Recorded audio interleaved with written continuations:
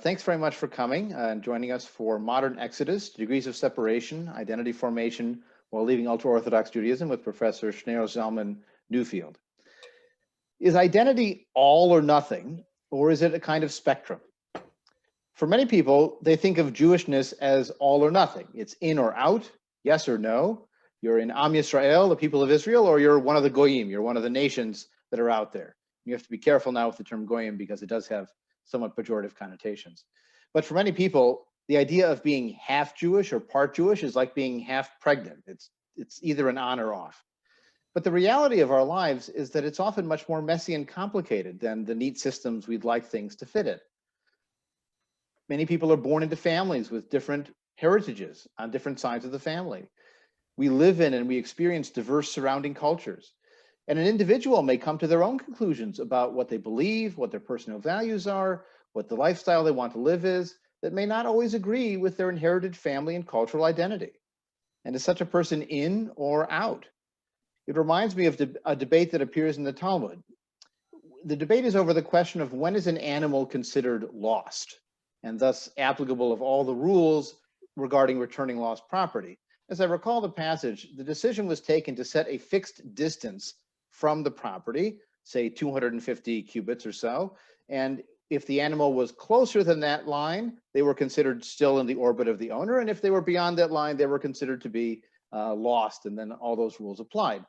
And then one rabbi in the discussion asked, well, what if an animal has 1 foot on one side of the line and 1 foot on the other side of the line?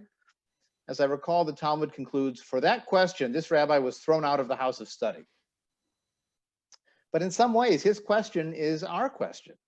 That issue of in or out, or maybe somewhere in the process in between with a foot on both sides, can offer insights to many kinds of identity, not only the question of being Jewish. My name is Adam Chalom. I'm the Dean for North America of the International Institute for Secular Humanistic Judaism.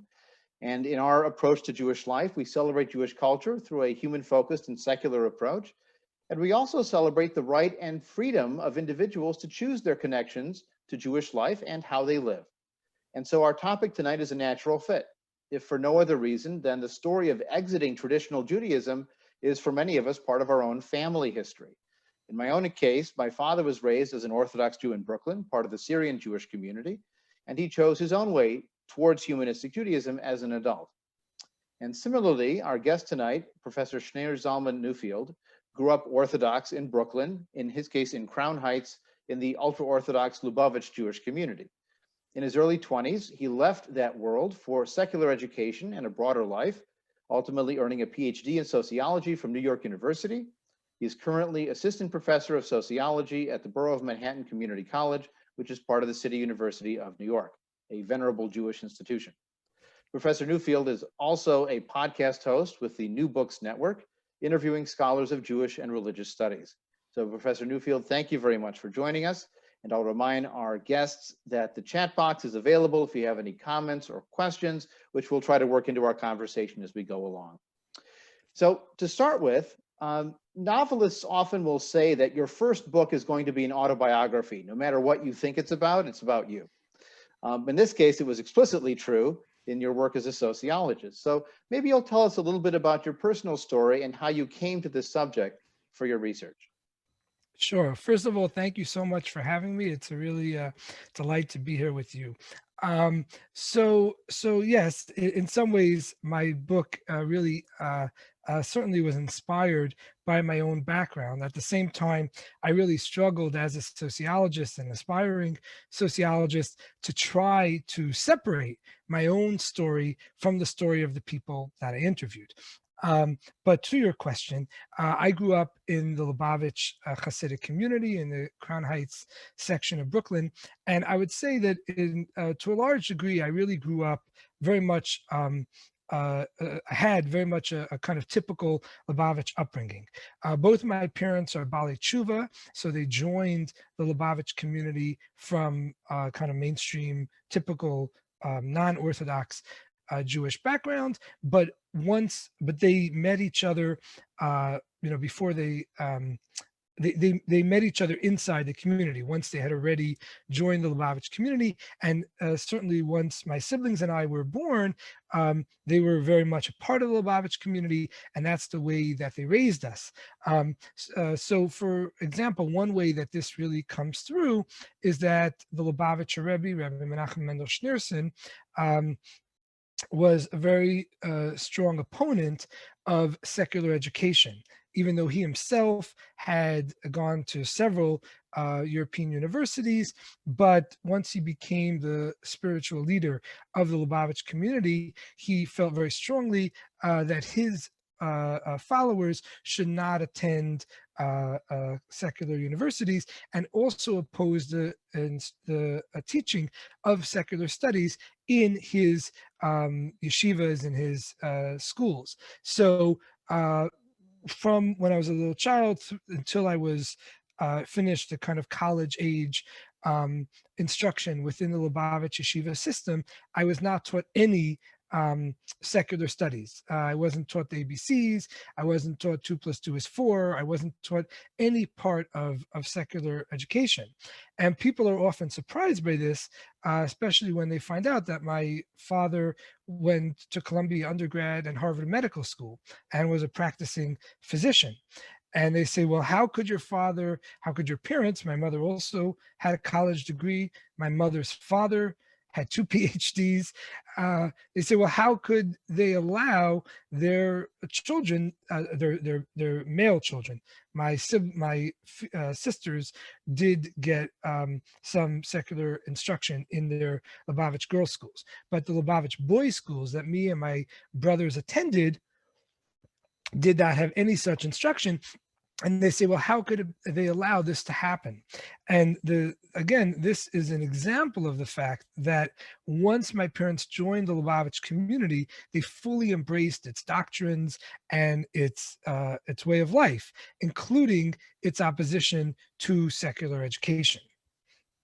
And yeah. I was just going to jump in and comment that one of the things you talk about in this book and in your research is the effect that living in totalitarian maybe is the wrong word for it, but an all-encompassing identity and community, and the effects that has on the individuals where they may not feel free to buck the consensus. I know there's an advocacy organization based in New York called YAFED, which is trying to encourage the requirements that already are in place to be enforced of some minimal secular knowledge, even in private religious schools. And there are families within those communities who would love to see their kids get some of that education, but they simply are afraid of the community response to that and the pushback against any change that would be more liberalizing, more open to the surrounding world. Yeah. So as a sociologist, I would say that I think there's two things going on here. There's, at least two different influences here. On the one hand, there's certainly what you're describing, where you have people who are part of the Hasidic community, parents of children going to the kinds of schools that I'm describing, and they absolutely would like to have some or more secular education and simply feel intimidated by the power structure, by the religious authority, by the communal norms themselves, so they feel uncomfortable or unwilling to come forward and demand the basic secular education that is both legal and moral to provide to these children. So that's absolutely going on. At the same time, I have no doubt that there are some, if not most, parents in these communities simply do not see the need for this kind of secular education. And I think that my parents are an example of that. Again, it's not that they didn't know about secular education. They had a great deal of it themselves. And it's certainly not that they were trying to consciously deprive their children of a social good, something that would be helpful to their future life and success. Instead, my parents would say what the Lubavitcher Rebbe said, which is that secular education is morally corrupting to the Jewish soul, to the Jewish spirit. It's it endangers the continuity of and the spiritual integrity of this community.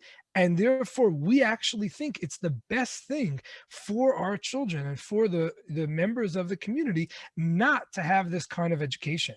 In other words, a very kind of positive, so to speak, embrace of the this opposition to secular education. And Right. yeah. Sorry. In the very beginning of the book, you have a wonderful sort of one sentence summary of, I think, the main thesis, and that is that exiting is an ongoing process of becoming. Part of your point is to focus on not just a moment of exit, but this process of moving towards it, leaving it, and also maintaining some connections to the past, as we'll see. And we chose the title together, Modern Exodus, for this program, not because of the hundreds of thousands of people leaving or because of miracles or Red Sea parting or anything. But the idea of leaving Mitzrayim, people often will comment on the word for Egypt as coming from the same root or having a similar sound to the word tsar, narrowness. And you go from the narrow to the wide open, from the restricted to the more free. It's a human story, going from childhood to adulthood or leaving a traditional lifestyle behind. And it applies to many, many people in many places and the human experience writ whole. And I think that's one of the reasons why there's so much interest in stories of people leaving ultra-Orthodox Judaism, particularly by non-Orthodox Jews, by people of the general public. The Netflix drama Unorthodox was really popular in Turkey, of all places. Or there was a documentary on Netflix as well last year called One of Us, about people leaving, I think it was Satmar. And those are just two recent examples of these stories. There are memoirs and so on.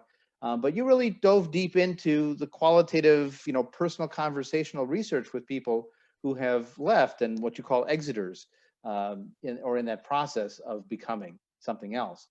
So I'm curious if you could talk a little bit, whether it's you or the people you studied, what motivates these exiters to seek out wider possibilities?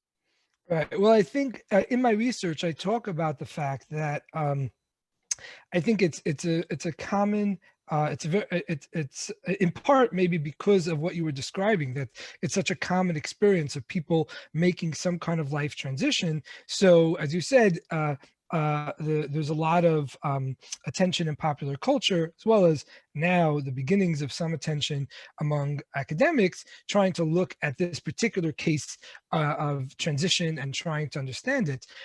So I think there's often interest, especially in, among outsiders, to try to understand, what is the motivation for people to go through this process. And I remember I actually was interviewed by someone who was hired by a TV network to try to put on a documentary series similar to the Netflix fictionalized show Unorthodox. And we ended up talking a lot about how, in order for the documentary series to be successful, we need to have dramatic moments. So we need to have these pivots where people are going along one path, and then at some point something happens and they transition to a different lifestyle. And I kept on telling him, look, I understand what you're saying.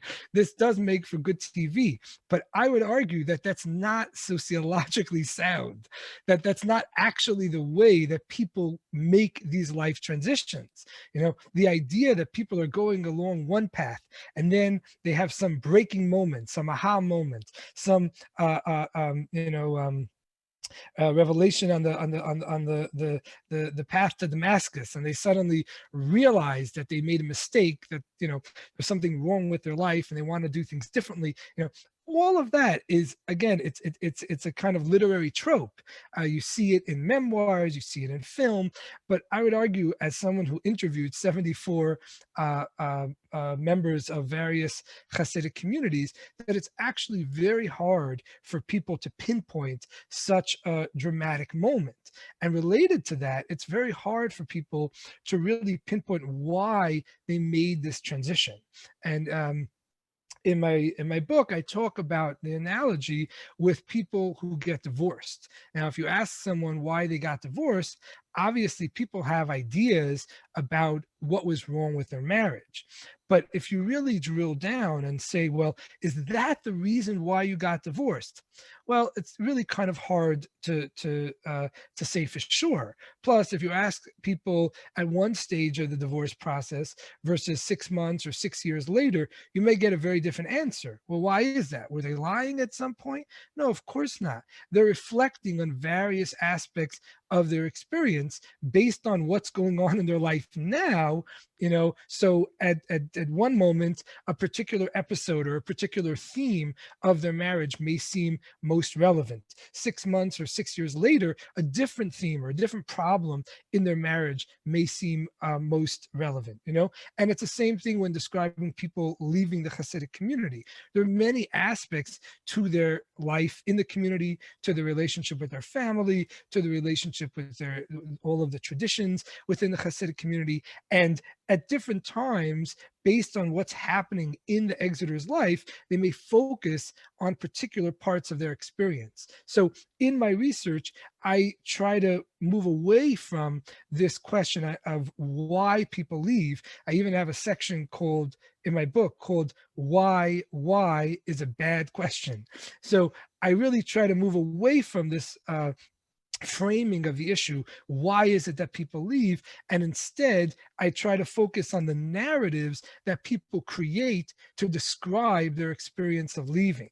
So rather than saying, okay, this is the actual reason why people left, I'm saying these are some of the narratives that people employ to make sense of their exit, both for other people and for themselves.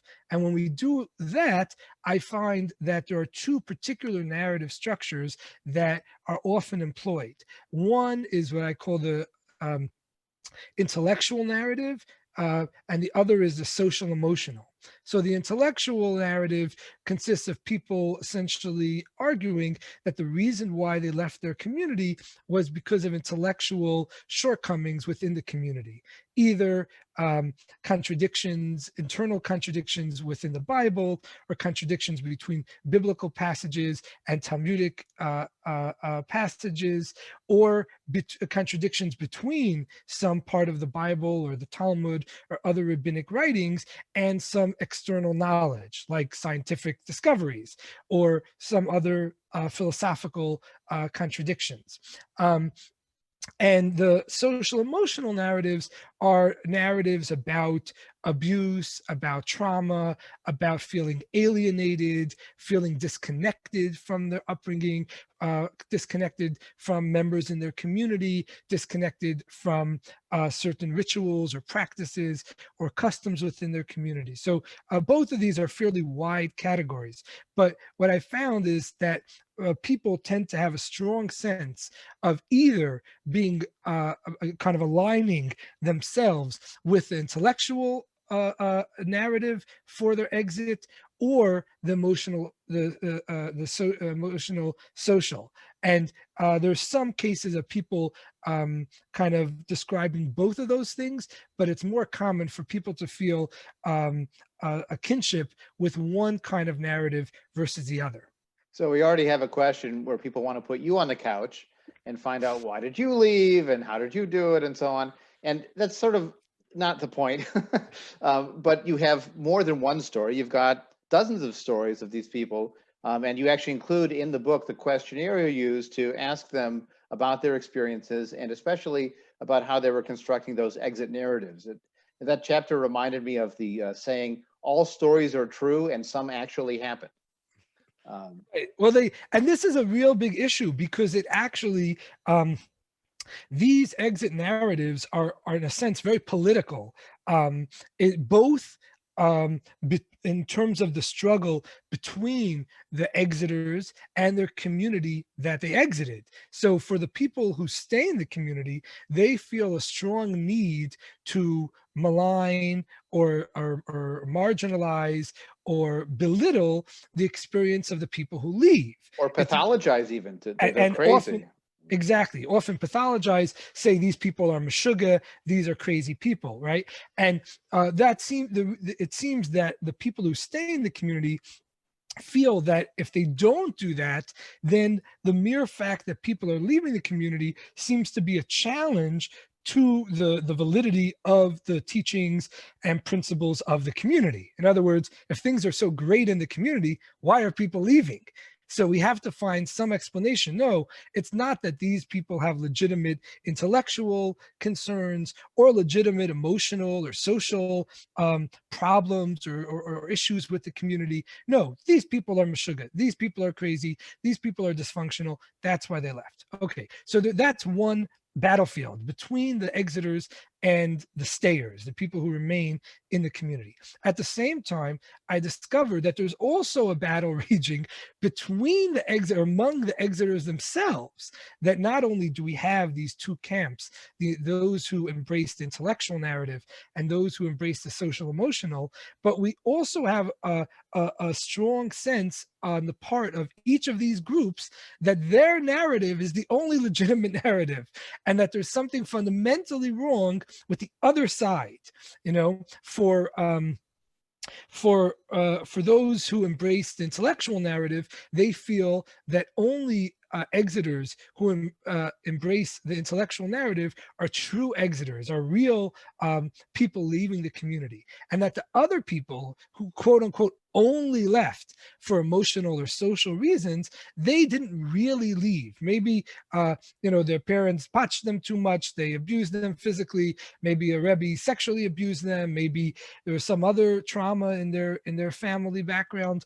But once they go out into the real world and see how difficult it is to make it on their own, they'll come running back to the community because they don't have any real opposition or conflict with the community.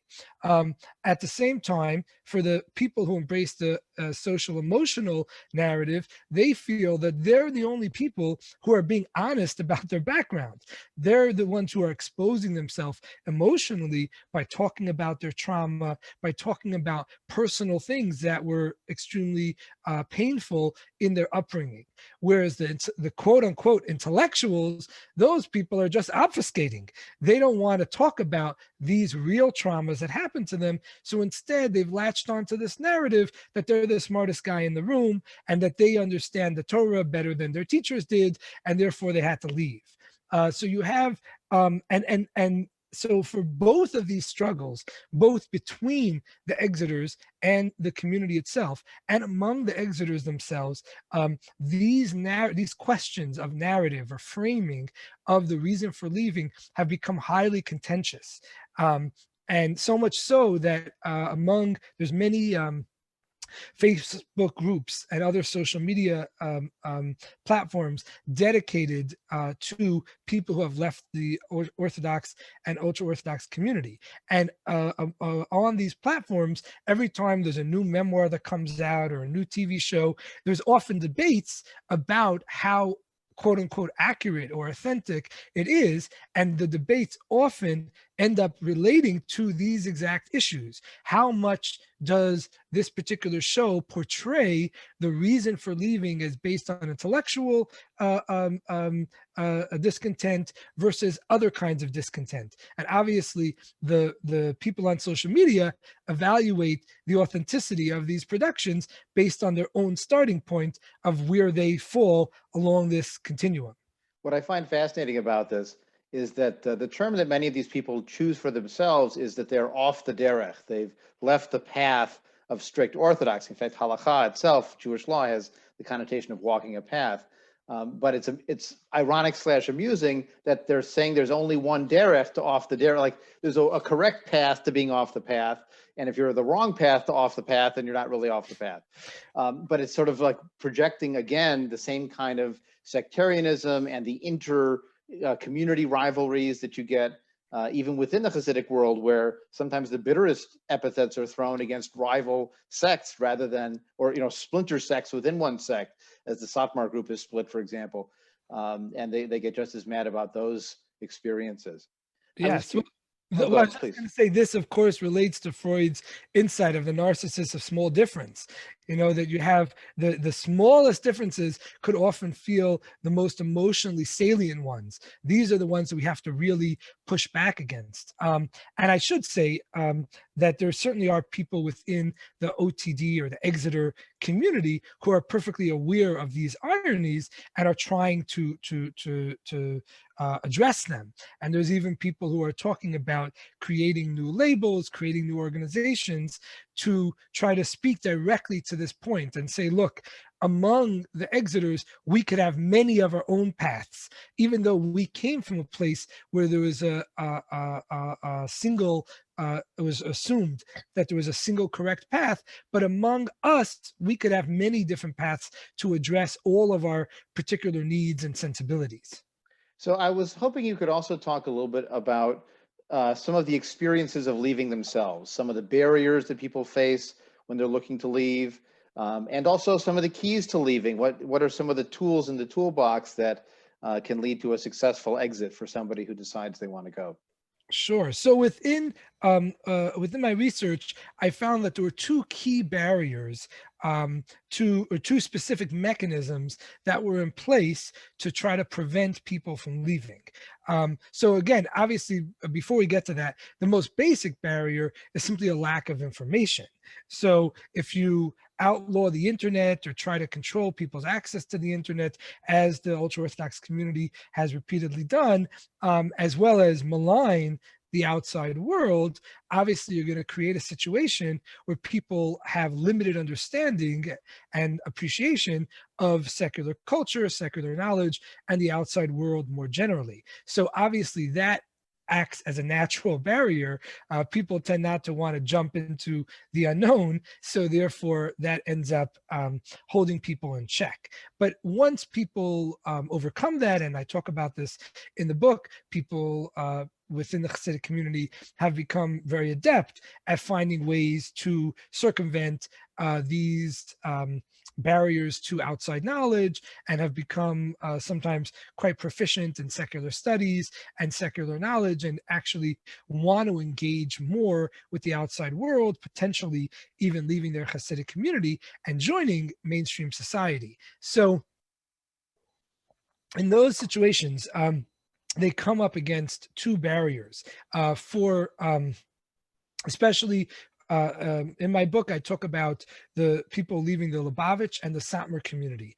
And these two barriers are especially present in the case of the Satmar community. In the Lubavitch community, you don't really have this nearly as much. We'll talk about, well, so in both communities, I should say, the most basic defense on the part of the community to keep people inside it is to pathologize dissent and to ridicule people who think about leaving, and essentially associate them with goyim, with non-Jews, who tend to have a very low status within the Hasidic worldview, and basically saying that if people leave the community, they're lowering themselves from this illustrious status that they have as Jews, as Orthodox Jews, as members of the Hasidic community. They're lowering themselves and following their base instincts, just like their non-Jewish neighbors. And this is this could be a very powerful deterrent for people considering leaving, since our whole life we're told that being a Jew being an Orthodox Jew is the most wonderful thing in the world, and our non-Jewish neighbors are essentially on the level of animals that are only following in their instinctual desires. So that's in place. Okay, but in the Satmar community in particular, and many other Hasidic communities, but really much less so within the Lubavitch community, there are two other mechanisms that are in place. The first one is for people that begin to modernize, that begin to change some aspect of their appearance or behavior, they end up getting flagged by this kind of self-appointed modesty committee within the community, and they're basically told that if you don't change your ways, then we're going to expel your children from our Hasidic school. And this is a particularly serious threat, because the Hasidic schools tend to be in cahoots. So if a family has their children expelled from one Hasidic neighborhood, if they move to another one, the school in the next neighborhood is unlikely to take their children into their school. So in effect, by kicking out the children from the Hasidic school, if the parents were still wanted to send their children to a Hasidic day school, they would have to go move far away in order to find a school that would be willing to take them. So even though they're not explicitly kicking the family out of the neighborhood, in effect, that's what they're doing. Obviously, this mechanism only works for people who still want to remain to some extent a part of the community. For people who don't want to send their children to the Hasidic school anymore, obviously, this is not a deterrent at all. For those people, there's a completely different mechanism, which is that because Hasidic people tend to get married very young and they're encouraged to have children very soon, by the time someone is 23, 24, 25, they're usually already married and already have multiple children. And also, when someone is leaving the Hasidic community, although it's possible for both a husband and the wife to both leave the Hasidic community at the same time, it's much more likely that one parent decides to leave the community and the other one decides to stay. In those cases, they tend to end up in family court fighting over child custody. When that happens, the Hasidic community inserts itself on the side of the parent who remains in the community and tries very hard to ensure that the parent who remains in the community, whether it's the husband or the wife, will be granted sole custody of the children. And this is obviously a really profound threat that if you leave the community, you'll lose your children. And this has happened to many people. It's unimaginably traumatic. And everyone who's thinking about leaving the Hasidic community is fully aware of this threat and is terrified of the possibility of losing their children simply because they wanted to choose a different lifestyle. Absolutely. And there's also the leverage of their siblings and getting good matches for their marriages, and the shaming and gossip world of social control that's articulated and expressed in the book very beautifully. One of the things I really enjoyed about the book was how often you used quotes from the participants, and often extensive quotes. It almost made it feel a bit like a documentary, where you can hear their voices and hear their personal stories. And there's all kinds of directions people move in this. One of the questions in the chat was, what % of people return who have left at some point in their life and then come back in some way? In fact, there's even a phrase for it in Israel now.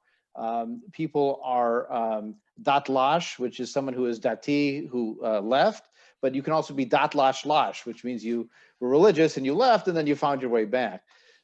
I mean, the statistics are fascinating, even though yours was more of a qualitative research.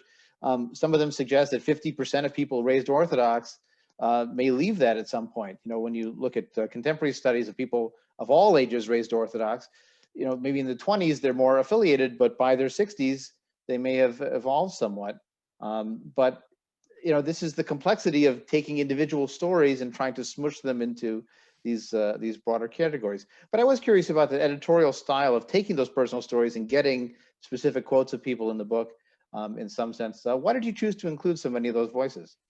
Well, it was very important for me to have the people I interviewed be the front and center. Both, as I indicated early on in our conversation, that I didn't want the focus to be on me. Not that I'm shy. I'm actually in the process of writing my own memoir. So I'm happy to talk about my own experience. It's not a sort of defense mechanism, but as a sociologist, I didn't want to do a kind of sociology where I'm doing an analysis of myself. As much as you mentioned, everyone's research, not just the first book, everyone's research on some level comes back to the scholar, him or herself, their own interests, their own sensitivities, their own concerns. But at the same time, as a good scholar, you want to make the focus, as a sociologist, you want to make the focus about the outside world, about what's actually happening in the real world out there. So it was very important for me to have the voices, the words of my interviewees, so to not just kind of crunch the numbers and say, okay, 86% wanted this, 62% wanted that, but actually allow the reader to kind of come into this world a little bit and hear the voices of the people I spoke to and get a feel for their experiences through their own words. And I should also say that there's a reason that I'm a qualitative researcher and not a quantitative researcher. I didn't want to just send out questionnaires, which I could have done, and then just crunch those numbers.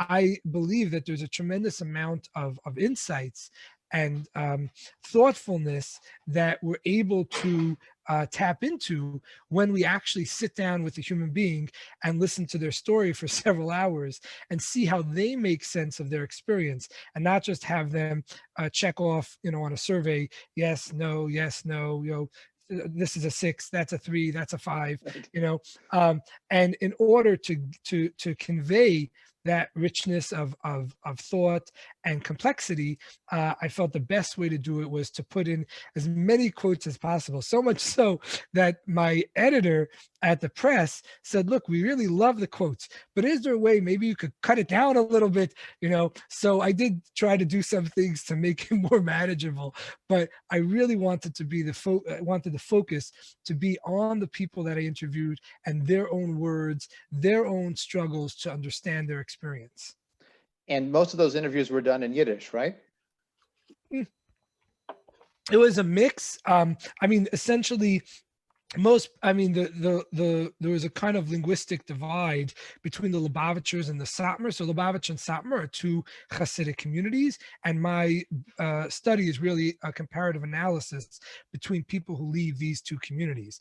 And it happens to be that Lubavitch, in part because they are involved in outreach around America and all different countries around the world, they even though they have very little or no formal secular instruction, but still they tend to speak much more English and speak English better than their Satmar counterparts.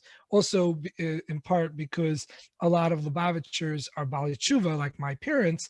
They joined the community from the outside, so therefore the level of English knowledge is much greater. So among the Lubavitchers, certainly we tended to speak in English, although of course people threw in, Yiddish phrases and so on. Among the Satmar, again, a lot of the conversation was in English, but definitely there was a much more of a use of Yiddish. I should mention that before each of the interviews with everyone, but especially with the Satmar interviewees, I would tell them that they should feel comfortable, speaking whatever language they're most comfortable with. And if they, they want to speak Yiddish, it's no problem. Ich verstehe Yiddish, I know Yiddish, no problem. And then I remember one Satmar woman looked at me, and then with the permission of the interviewees, I would begin recording the interview. So I remember one Satmar woman looked at me and she pointed to my tape recorder and she says, "The tape recorder versteht Yiddish eichet? Does the tape recorder know Yiddish? I know you know Yiddish, but what's about the tape recorder?"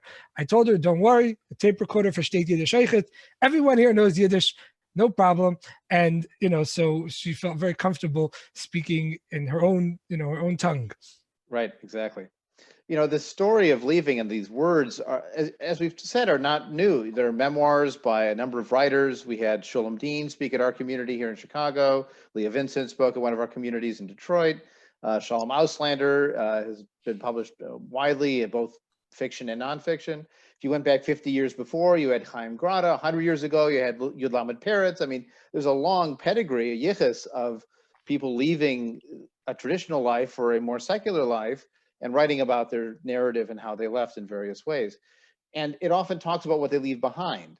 But what I found really insightful, almost counterintuitive about your research was you also focus on the other side of the coin. What do you keep even as you're creating some separation, even as you're moving on in a different direction? What elements of Orthodox Jewish upbringing, Jewish culture, their faith or belief did you find were kind of sticky in their new lives? And some of them were even as simple as when they're studying something, they shuckle, they move back and forth because that's just how they were used to learning. So I'm curious to hear a little bit more about what stayed with them as they left. Yes, and just to highlight that, as you mentioned, both in popular culture, but even among scholars, there tends to be a focus on what people left behind, and also more generally on the sense of disconnect from their upbringing. So people left and they're, profoundly disconnected from their background. And that, of course, is true. But one of the really innovative things about my study was to focus on the opposite aspect of the process, the extent to which there's a continuity, there's a connection people still maintain with their upbringing. And as you mentioned, there's really a whole spectrum of what one scholar called role residual, things that stay with people from their previous role when they move on and transition to a new role. And it's interesting, some of these things we could think of as sort of positive things that like appreciation for particular Hasidic food that they grew up eating, where for instance, they would continue to make chicken soup even though they didn't keep kosher. And people would continue to eat chalent, which is a traditional meat stew people, Hasidim, eat on Shabbat. And some of the people that I interviewed talked, or one person mentioned about making chalent with pork. So, which of course is not kosher and is very, heretical. So in other words, they were kind of holding on to some aspect of their culinary background while at the same time modifying it in a very significant way, so that's one part of this phenomenon. And then you mentioned the shuckling, people swaying when they're sitting in a university library studying, French literature or what have you, because that is how they were socialized to do from when they were a young child, when they were studying Talmud or the Torah and so on. But there also were habits of thought, so ways of seeing the world that stayed with them, that some of which is quite disturbing. So within the Hasidic community, there's very strong sense of a gender divide, that there's domains for men and there are domains for women. And in the Hasidic community, these kinds of strict gender roles tend to have a theological foundation. So it's not just that men and women are different, but actually God wants men to be involved in certain things, and God wants women to be involved in other things, and that this has to do with, in Lubavitch context, certainly has to do with the kind of neshama, the kind of soul that men have versus women. So this becomes very theological. For what I found is that when people leave the Hasidic community, it's not necessarily the case that they completely jettison all of these modes of thought. Instead, for many people, they hold on to these strict gender norms, for instance, or gender roles, or understanding of the place of men and women in society. But instead of embracing or legitimizing it through a theological explanation, they searched and found quote unquote rational or secular explanations or justifications for these this view. So for example, when it comes to the gender roles, after several people I interviewed talked about how men and women have different roles and that's how things are, and then I would say yes, but is this really the way it has to be or what have you. And then people would talk about, well, men and women are fundamentally different. And I say, oh, really? How so? Well, men could lift much more weights than women can, So obviously, these are totally fundamentally different groups of people, Meanwhile, what we were actually talking about is their attitude towards female rabbis.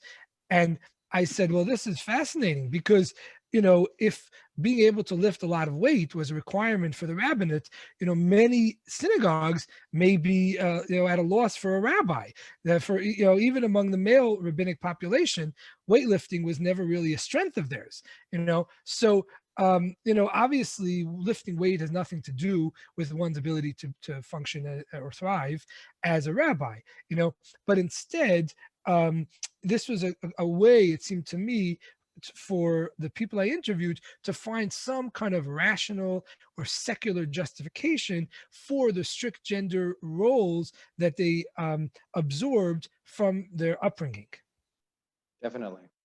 Another question that came up in the chat is, this was again back talking about the intellectual versus the social emotional reasoning for leaving, but someone imagined that, well, maybe the intellectual leavers have it a little bit easier, or it's easier for them to find their way into a non-Orthodox Jewish community.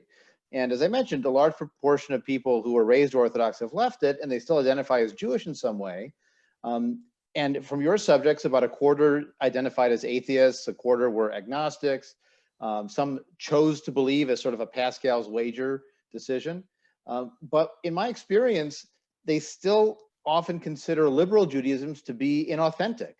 That's one of those sticky things that stayed with them that they got from Orthodox. Even if they themselves are not Orthodox, the real Judaism is what I don't do. That's the old joke about the Israeli in the synagogue. So on one hand, for our movement in secular humanistic Judaism, or other liberal Judaisms for that matter, our approach of philosophy, approach to life, learning history based on reason and evidence, that might all be very attractive to them. But our practice of adapting traditional liturgical texts, or even creating new ones, maybe even in English, that agree with our beliefs might be a step or two steps or a bridge too far for them to feel a comfortable home with this community. So maybe you could talk for a little bit about where these exiters land in terms of their own Jewish connections and beliefs and practices.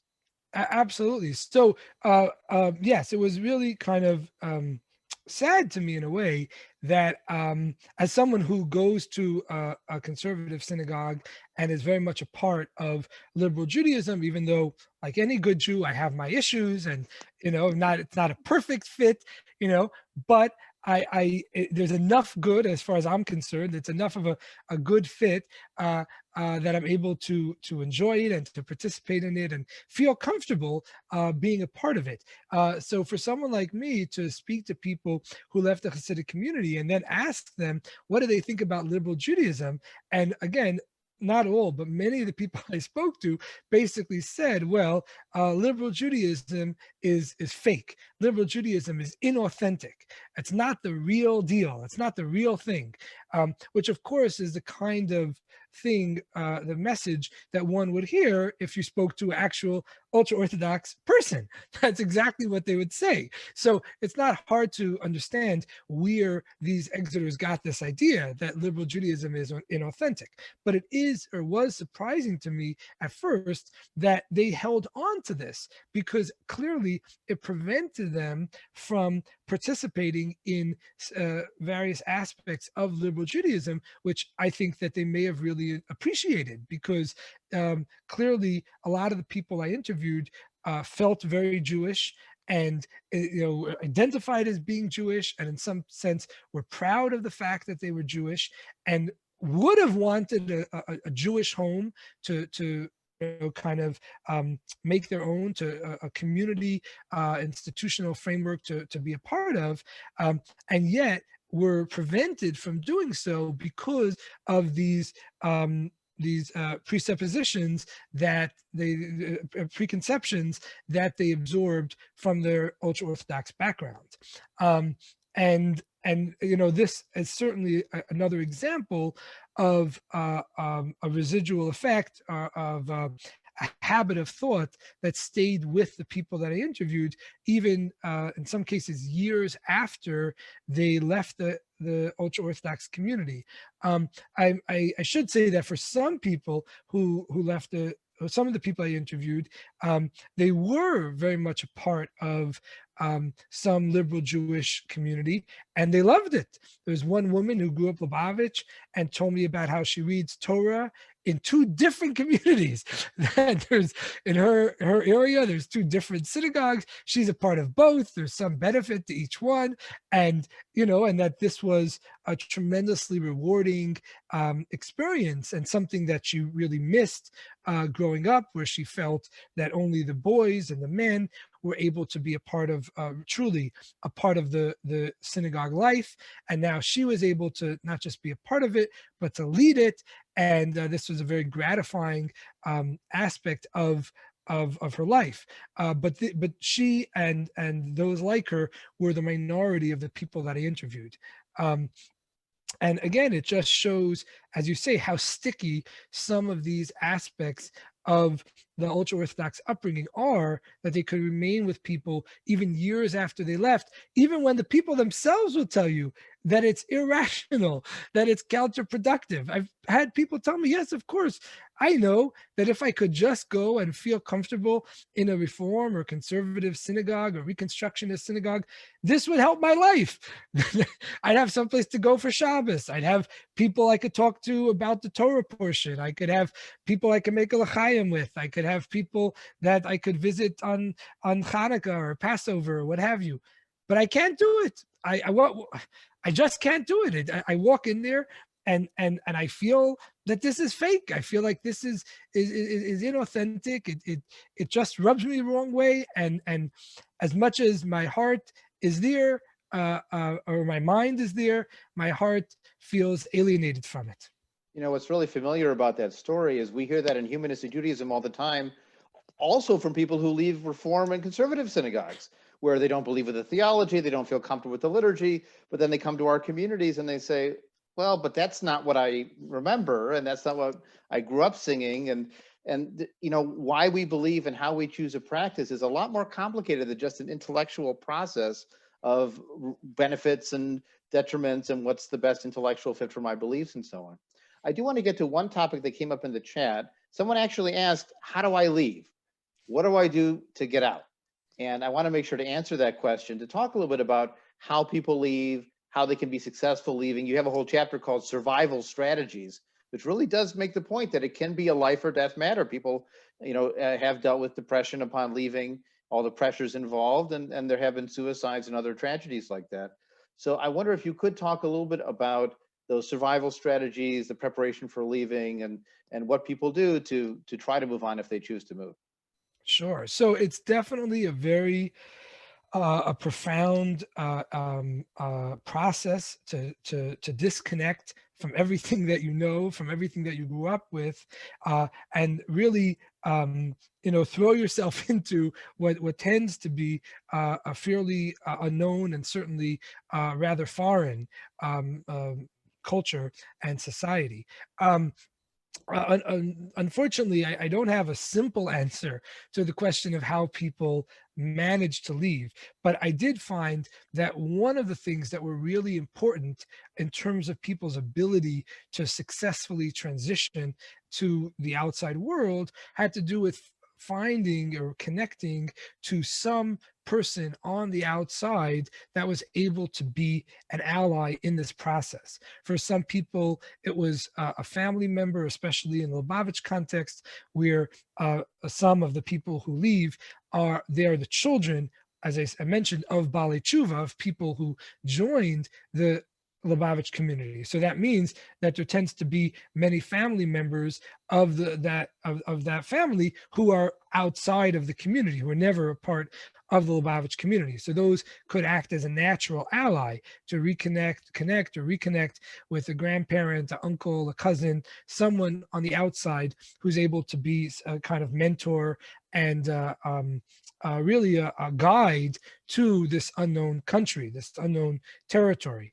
But even if one doesn't have a relative on the outside, often people could find a friend, could find some kind of social contact, either within the context of a Jewish institution. There's a group called Footsteps, that's centered in Manhattan, but works with people all around the world, trying to help them transition out of the ultra-Orthodox community. And they certainly have helped many people to connect to social services, to other practical benefits that people could use in this process.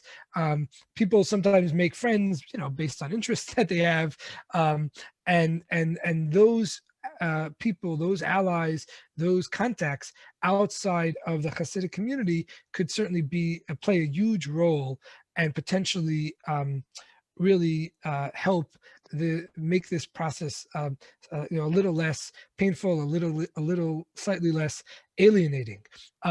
Also, often people need some time away from the Hasidic community. So I found, not necessarily for everyone, but for many of the people that ultimately left the community, what ended up happening is they created, in some sense, in some way, a physical distance from the community. If they lived in New York, they went to Israel for a year. In the Lubavitch context, sometimes people did outreach work someplace that was far away from the centers of the Lubavitch community, and people therefore felt a sense of some sense of freedom to experiment and to explore, the world outside of the Hasidic community when they were physically, had some distance between them and the Hasidic community.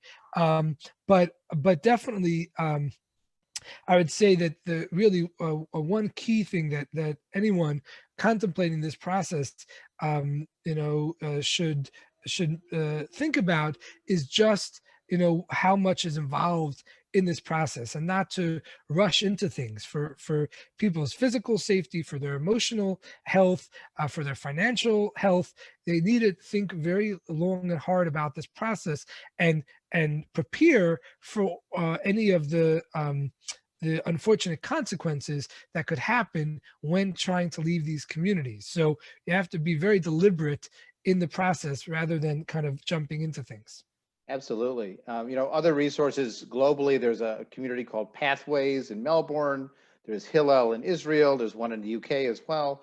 And I am actually a supporter of Footsteps. I support their legal advocacy, working on the custody issues in most cases. And I mentioned to them that now that everything's online, their geography is not constrained by New York. They can do support groups to anybody and anywhere if they meet the time. The other thing I wanted to make sure to mention, if that person's still listening, there's a website called OTD Manual, which means Off the Derech Manual, that has all kinds of suggestions based on experience, documents, essays, suggestions of steps to take if one is planning this kind of a move, that you're not on your own, that you're not the first person plowing this field, so to speak. There are people who have taken this path before you and who've looked back and offered some advice. So whether it's a Facebook group or a website like OTD Manual or one of these support groups like Footsteps, please do reach out and find people who have been there before and who want to help other people. Absolutely. And if I could just add, certainly for anyone who's thinking about or in the process of leaving the Hasidic community, I would encourage them to go on to Facebook or other social media. There's many, many groups, again, devoted to this topic. And I'm often really amazed at the kind of personal questions that people ask and the really thoughtful responses people get from people all around the world. As you say, this is absolutely a global phenomenon. And you have people in Australia responding to people in Brooklyn, people in Israel, people in Europe, all throughout the United States. And there's a lot of support, emotional support, encouragement, as well as practical advice that people could get in these kinds of groups. Absolutely. Although they have the same problem as every other global Facebook group, in that people from New York assume everybody's from New York. So they ask for geographic recommendations, and it's always based in New York. As we're moving toward a close, I do want to maybe push back a little bit on one idea that you highlight in your conclusion, where you talk about how exiting is a process. It's not just a one-point shift, but it's a long process that happens before you leave. You talked about different kinds of exiters, from stages of trapped and some kind of hybrid, and some people are totally disconnected. Some people maintain relationships with their families even after they've left. It really is a spectrum of leaving. But I was wondering, are there red lines? Like, are there, points of no return? A certain point when you're exiting a building, or if you're losing an animal, at some point it's out, it's not in. And for people leaving Orthodoxy, what are some of those red lines, those points of no return, where they feel like, even if it is a process and they still keep things with them, they've crossed something at an important point in that evolution? In terms of a red line, in terms of disconnecting from their family, or just in terms of disconnecting from their background? Or maybe even internally their self-identification of they're not this and they were that before. Sure. So for me, this came up actually as a kind of methodological question in terms of who I should interview, who should be part of the study, and I really struggled with this for a while. And then again, insight, occasionally happens. And it occurred to me that what I was really interested in looking at were people who had publicly made some kind of disconnect from their background. So if you think about the total population of people within the Hasidic community, there could be many people, maybe even the majority, who knows, who have moments of religious doubt, moments of emotional disconnect, a sense of alienation. This could happen to anyone. People have experienced profound traumas within the Hasidic community. This is could be a fairly widespread phenomenon. But the question is, how many people actually leave the community? They take that radical step and leave. So for my purposes, I realized eventually that I was interested in interviewing and analyzing people who had publicly disconnected from the community. So for me, it was very important that there was some kind of public statement, not necessarily or almost never a kind of formal declaration, hello, I'm out of here, goodbye, see you later. But people didn't really do that. But I found, for instance, with the male interviewees, that they tended to shave their beard. So that's a very public declaration, that I am no longer living the kind of life that all the rest of you are living. Of course, it doesn't mean that they're no longer Orthodox. There's many Orthodox Jews who trim or shave their beard, but it does say that we're no longer quite on the same page as all the people that are living around me and the people that I grew up with. And for women, once women started to wear pants, which is strictly forbidden in the Hasidic community. Again, that was a kind of public declaration that certainly my sense of my understanding of modesty and proper decorum has changed from what I was raised with. So I would say that I think that kind of public statement, in effect, is really a kind of red line. And because, again, a lot of people told me that they thought about leaving for years before actually taking that step, and that they understood that they could sit in shul and in the synagogue and think heretical thoughts forever, and no one would know about it. So even though it was extremely scandalous within their own mind, but they were very safe from the scrutiny and the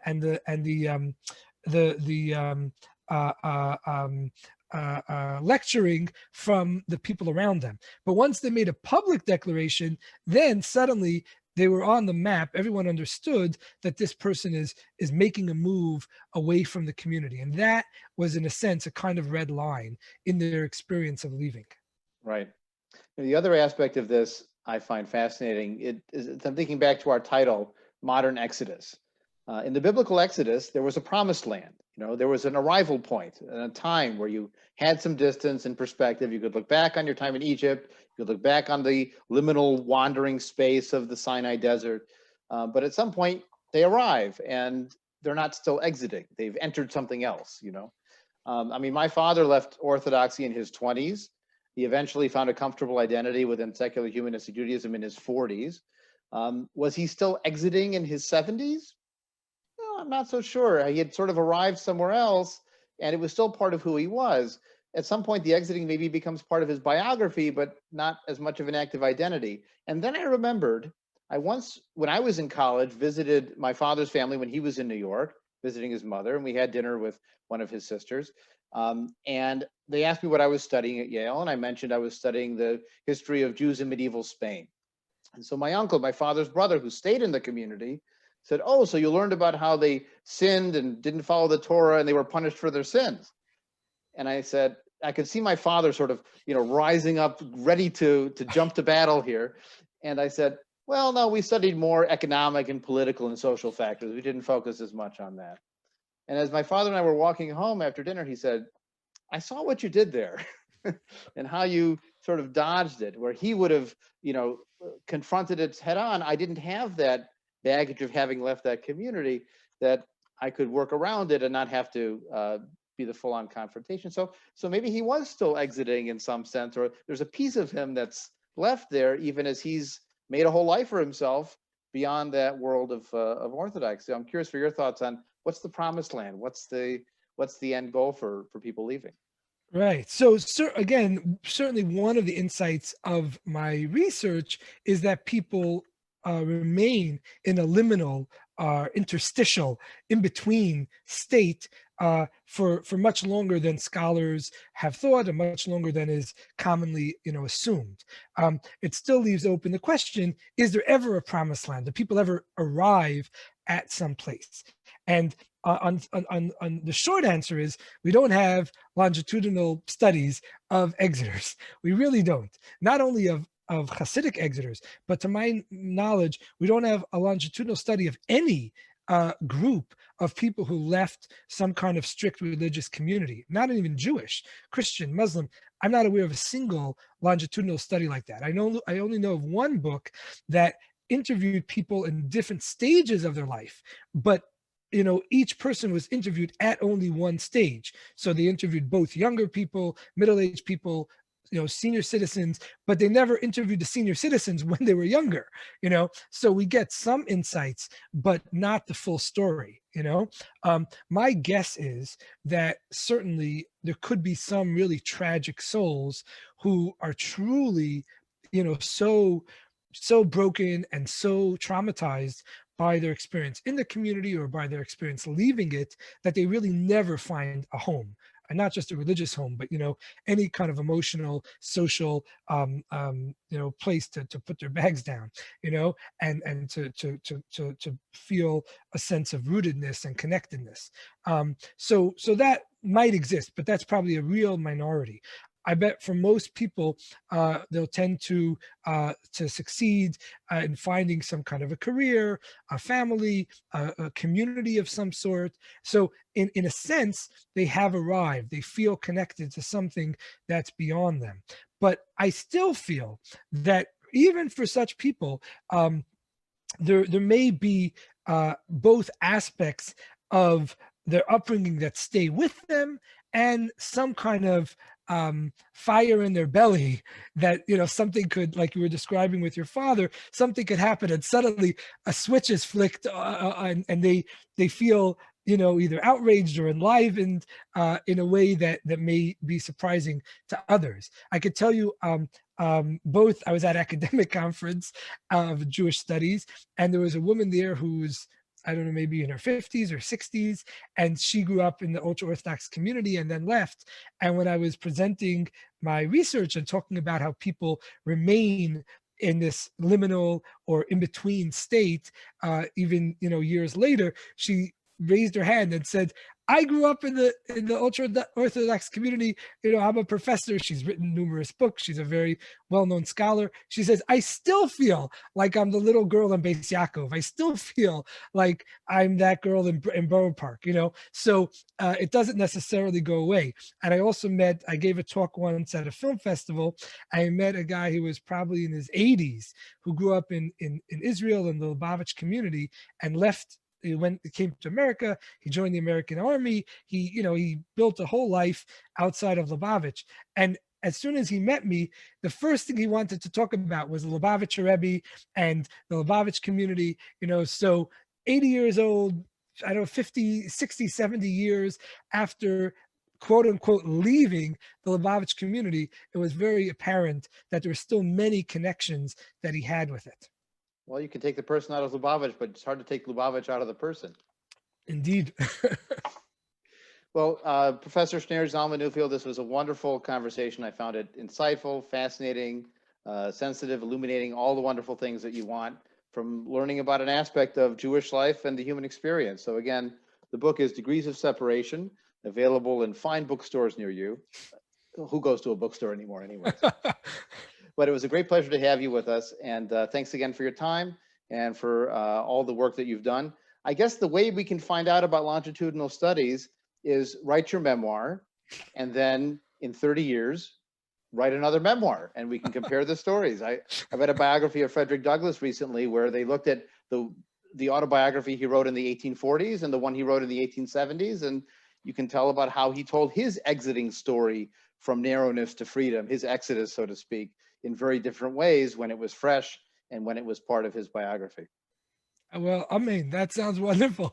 Thank you so much for having me. This is really a wonderful opportunity to talk about some of these things. So thank you so much.